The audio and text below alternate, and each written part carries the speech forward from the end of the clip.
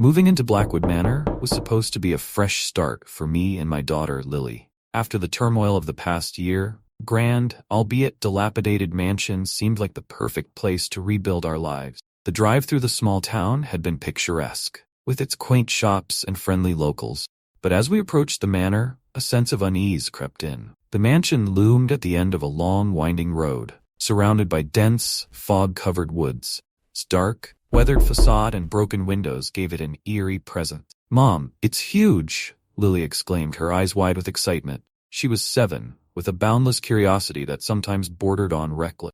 "It is," I agreed, trying to match her enthusiasm. "Let's get inside and see what it looks like." The front door creaked open, revealing a grand foyer with a dusty chandelier hanging from the ceiling. The air was musty, and the walls were adorned with faded paintings. As we stepped inside, the wooden floorboards creaked under our feet. "It's like a castle," Lily said, her voice echoing in the vast space. "Yes, it is," I replied, though I couldn't shake the feeling that we were being watched.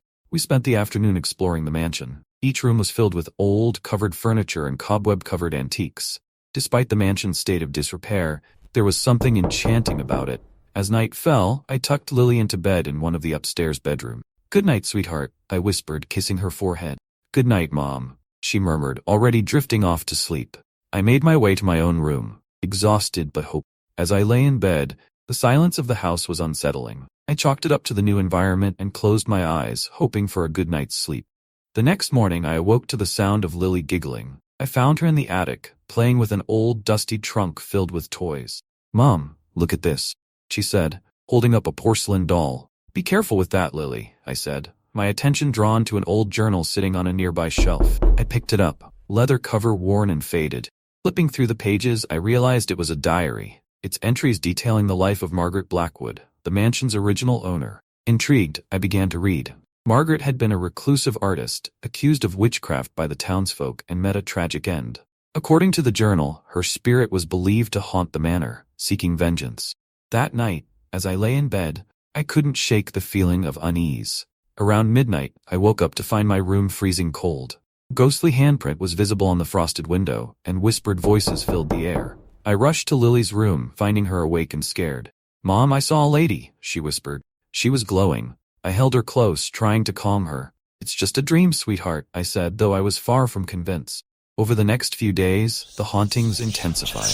Cold spots, whispered voices, and eerie visions became a nightly occurrence. Desperate for answers, I delved deeper into the journal, hoping to find a way to appease Margaret's spirit. One night, the hauntings reached a terrifying peak. I woke up to find Lily's bed empty. Panicked, I searched the house, finally finding her in the basement, standing before a hidden door. "Mom, she told me to come here," Lily said, pointing to the door. "She wants us to see something."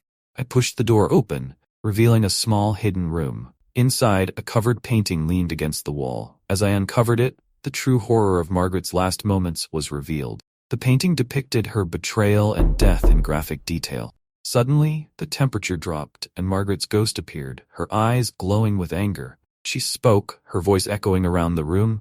"You must destroy the painting." Lily clung to me, terrified. "Mom, what do we do?" "We do what she asks," I said, grabbing a nearby torch. I set the painting on fire, watching as the flames consumed it. Margaret's spirit began to fade, her expression softening from anger to peace. As the painting burned, Margaret's ghostly figure dissolved into the light. The oppressive atmosphere lifted, and the house seemed to breathe a sigh of relief. I held Lily close, tears streaming down my face. "It's over," I whispered, more to reassure myself than her. The next morning, the house felt different. The chill was gone, and a sense of peace had settled over Blackwood Manor. We had survived the haunting, but the experience had changed us. "Are we safe now, Mom?" Lily asked as we stood outside, looking at the mansion. "Yes, sweetheart," I said, holding her hand. "We're safe." We had faced the darkness together and emerged stronger. The haunting of Blackwood Manor was over, but the memories would stay with us forever. And so we faced another terrifying encounter with great darkness, but our force keeps growing. Thank you for continued support. Each day our force grows stronger, and it is inevitable. Once again, thank you for subscribing to the channel, liking the videos, and sharing it to your friends and loved ones. Haunted whisperers, always be careful, 'cause in the silence of the night, their voices will find you.